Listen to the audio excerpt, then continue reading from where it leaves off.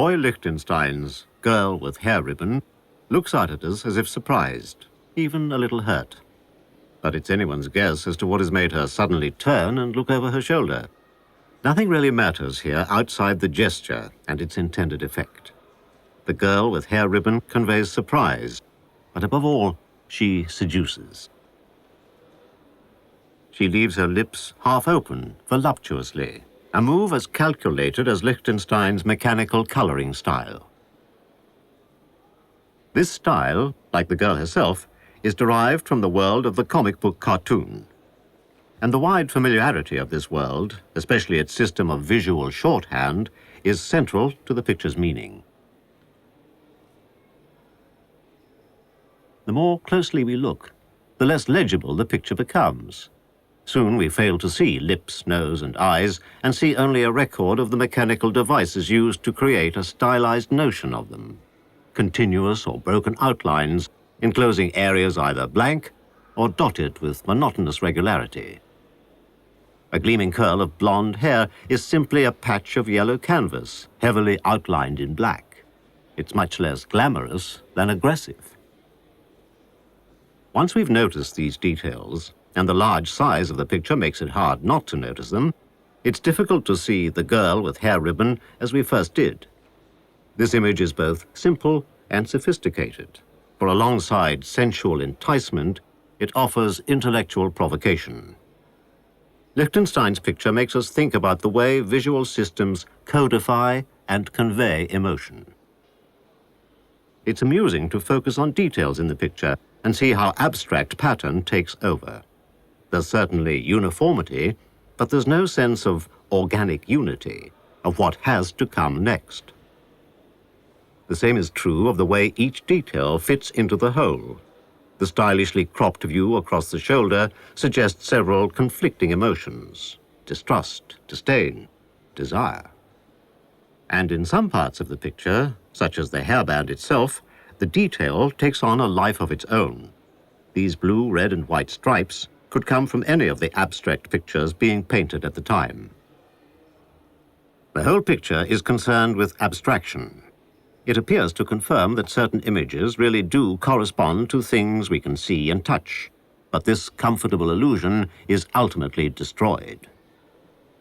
Such juggling with our notions of representation and abstraction is found in the work of many pop artists, the painters, printmakers, and sculptors who in the early 60s started to use popular imagery. Many of these artists deliberately picked on the most banal of themes to accompany the most trivial of objects. Warhol's soup cans, Oldenburg's hot dogs. But Lichtenstein concentrated on themes that had always stirred human and artistic passions, above all, love and war. To do so, he looked not to the supermarket or the street vendor for his subjects, but to the world of the comic strip. For here, in simplified and exaggerated form, were images derived from an otherwise defunct tradition of epic painting. And incorporated in them were phrases capturing the naive and unabashed fervor of epic poetry. But Lichtenstein's subtlety was in danger of being taken over by the images it played with. The black and white morality and aggressive mood of the comic books is now far more acceptable than in the pacifist 60s and 70s, when Wham was painted. And the revival of past fashions of hairstyle or makeup, brightly colored hairbands and deep red lipstick, has brought with it a surprising revival of past moral codes, even though these are usually embraced the second time around in a spirit of cynical play acting. One could well claim that Lichtenstein, through no fault of his own, has become popular for all the wrong reasons. Even after he had turned to the comic books, he continued to paint in a variety of styles.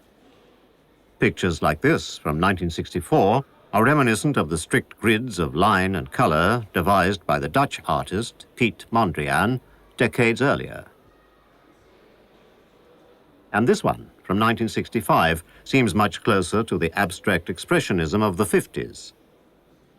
The astonishing difference between the two paintings strongly suggests that Lichtenstein is treating style as something to be chosen or rejected according to the job in hand. But soon he came to work more and more in the comic book style, and he stayed with it for a very long time. What then made it so appealing? Some answers can be found if we look at one of his earliest paintings of this kind, a painting from 1963. Again, a blonde with flawless complexion, deep red lips, and a suggestion of anxiety. And again, almost no clues as to the reason for this mood. Even though Lichtenstein suggests the importance of an off-stage hero, the words in the balloon are tantalizingly ambiguous. Is she anxious about something in the past or in the future? Does it concern only the couple or other people in the story? The girl's gestures, too, lose their meaning under scrutiny. So we can see that Lichtenstein undermines the normal function of the comic book image in two parallel ways. He removes the individual scene from the narrative series, and so makes the words ambiguous. And he increases our attention to images we would usually read in a semi-automatic fashion, and so allows unforeseen associations to creep in and to compromise their impact.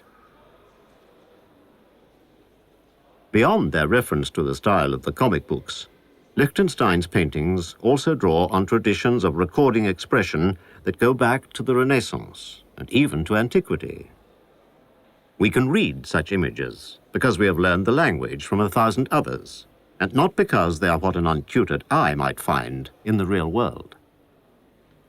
Details like the girl's eye recur in hundreds of handbooks for artists published all over the world during the last 4 centuries. And in retaining such obviously routine units in his work, Lichtenstein makes us look again at what happens in any number of other paintings. But artists, like down-to-earth craftsmen, all speaking the same language, have very often appraised each other's work in precisely this way. Leaving more high-flown interpretations to others, they've happily chopped up a picture into its component parts to see how it's been put together. It's no surprise to find Lichtenstein adopting elements of the academic tradition some years later.